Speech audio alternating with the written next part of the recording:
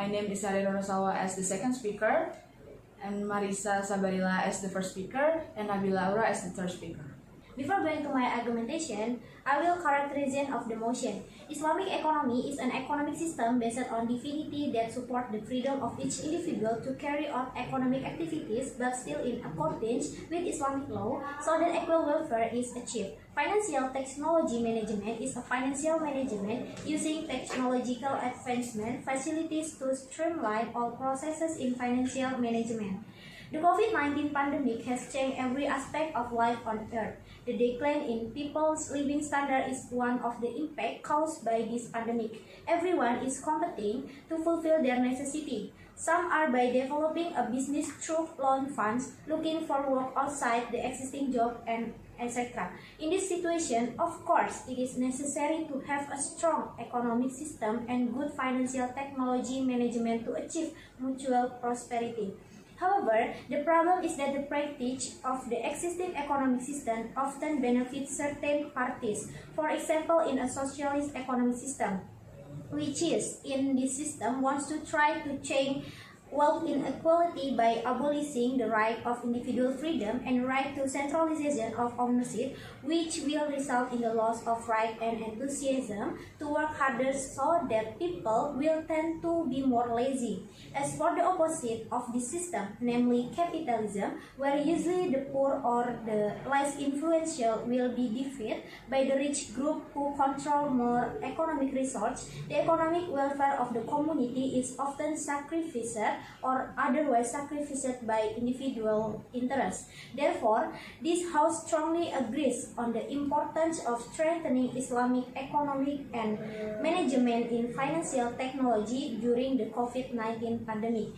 The mechanism that we can propose in this motion so that the strengthening of Islamic economic and management in financial technology can be applied are first, revamping and improving the set of regulation, laws, and policy both on a national and international scale. Not only that, the government must also take side in real terms with Islamic banking and financial institutions in economic and development projects, establishing insurance and Islamic bank and others. Second, expanding Sharia economic cooperation does not only depend on the role of economists, but all stakeholders must cooperate with the government. And the third, conduct massive socialization related to knowledge and understanding of the community, but about Islamic economic and understanding technology, especially in the financial sector, which is still low. The socialization then can be done is in the form of increasing training and consulting institutions to increase public knowledge about Islamic economic as well as its application in financial technology. Let's go into my argumentation. I will bring one argumentation, that is how is the situation in the current status quo. The COVID-19 virus, or what is often referred to as the coronavirus, is a term that is already familiar to our ears. This virus has hampered every aspect of life. One of them is in the economic sector. Many people who are already finding it difficult to meet their daily needs are increasingly difficult due to this pandemic. Increasing poverty, criminal, and decreasing people's living standards are some of the many bad impacts that occur. People who have difficult fulfill their necessity are forced to steal or commit crimes in order to stay alive. There are also many people who are in debt and forced to be chased by debt collectors, as well as people who are unemployed due to PHK because of the company unable to pay employee wage due to decreased production because reduced consumer demand. This situation make the rich richer and then poor poorer. Yes, maybe the opposition team will say this should be an impetus for every individual to innovate, but this will not happen in some people who still don't understand the use of technology. They don't understand it, so they still tend to use the old, while economic recovery must be carried out as soon as possible. Therefore, one effective way to solve this problem is to strengthening Islamic economic and management financial technology. I'm gonna rebut towards the opposition. Maybe the opposition will say that the creditor deserve a great number of rate interest because of the urgency and the quick time they need. Meanwhile, we all know that we are at the same heart condition, which should not behave arbitrarily. That is why, by strengthening the Islamic economy, it avoids the creditor to give arbitrarily rate interest to the debitor, because value in the Islamic economy is not using a riba system like many conventional institutions did. Not only avoiding the creditor to give arbitrarily rate interest, by strengthening the Islamic economy also speed up the economy recovery, because there will be more people or debitor that choose to borrow money in the fintech, and it will make the fundraising in the fintech more developed because of the easy way of following the Islamic economic and not giving a bad experience in loaning the money. With this way, we can increase the equal welfare both of the creditor and the debitor. Now let's move on to the second argument. Why can strengthening Islamic economics and financial technology management will solve this problem? Let's move on to my analysis. In times like this, what is needed by all societies is shared prosperity, not just one party or a few individuals, right? And strengthening Islamic economics is the answer to this problem, because the values contained in Islamic economics are the middle way of solving the problem that occurs today. For example, in Islamic economics, it's strictly forbidden to use usury. Meanwhile, currently scattered financial technology, or what is often known as fintech, continues to grow and develop in the community. People who are tempted by the convenience of borrowing money will immediately be tempted without thinking about the amount of interest that must be returned, and sometimes the interest rates is much higher than when borrowing from non-fintech institutions such as banks and etc. So that many people are in debt and more people are oppressed.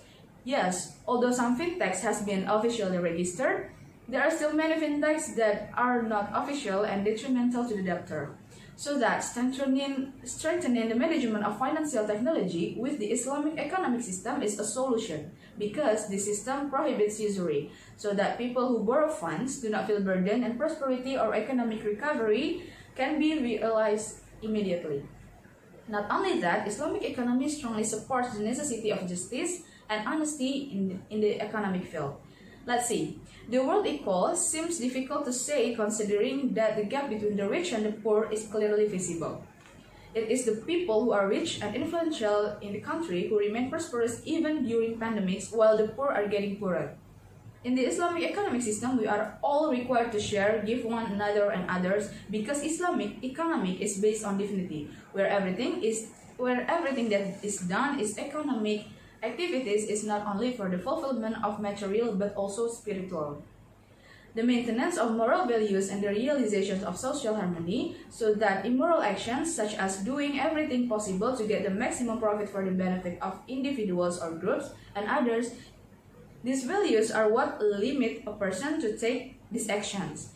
It is because of these values that economic problems due to the pandemic can be resolved through the strengthening the Islamic economy. COVID-19 pandemic has changed every aspect of life on Earth. The decline in people's living standards is one of the impacts caused by this pandemic. Everyone is competing to make ends meet. Some are by developing a business through loan funds, looking for work outside the existing job, and others. In this situation, of course, it is necessary to have a strong economic system and a good financial technology management to achieve mutual prosperity. The mechanism that we can propose in this motion, so that the strengthening of Islamic economics and financial technology management can be applied, are first, revamping and improving the set of regulations, laws, and policies both on a national and international scale. Second, expanding Sharia economic cooperation does not only depend on the role of the economists, but all stakeholders must cooperate with the government. And the third one, conduct massive socialization related to knowledge and understanding of the community, both about Islamic economics and understanding of the technology itself. So, not only Islamic economics strongly support the necessity of justice and honesty in the economic field, but also the word equal seems too difficult to say, considering that gap in Islam economic and technology we can decrease the gap between the poor and the rich. Because of that, we proud to propose this motion. Thank you.